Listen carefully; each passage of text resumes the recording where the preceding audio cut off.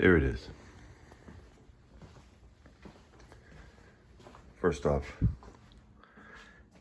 here's the ignition. I'm not sure who makes it.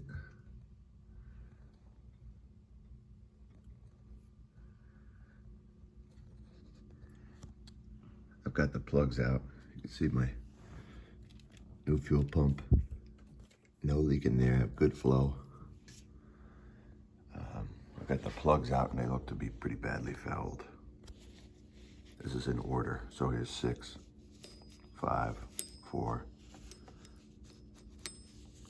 But these are actually wet with something.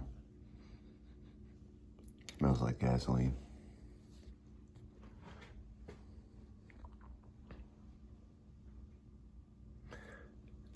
Ground is good. This is on.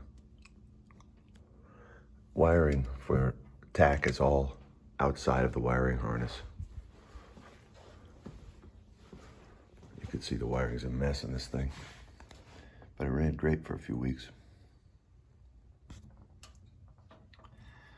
And then here is the aftermarket carb. Purchased on Amazon. Thing ran like a champ for a couple weeks. I was running it with this factory fuel filter. I'm sorry, I'm holding it upside down. In here, direct to the carb.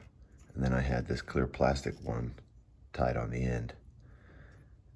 And when it started to have the problem, I had disconnected and I disconnected the return line.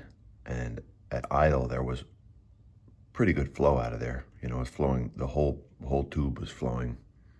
You know, if I took the hose off, maybe it would squirt out an inch or so, but nothing crazy, but good flow. So one of the things I'm gonna do is change this and put it back in. But I don't think it's gonna affect anything because I can see there's really good fuel flow in this clear filter when it's running. And I had it running pretty good for a few weeks without this factory filter, but then I added that factory filter back in. In case you're wondering, this is a fuel line. I just slid a piece over here because I was having what I thought were issues with, you know, heat cooking into the carb and just making it stall and hard to start. And there's just a little bit of insulation. So factory linkage is pretty much there. And it tied right into this. I had to play with idle speed here just a tiny bit.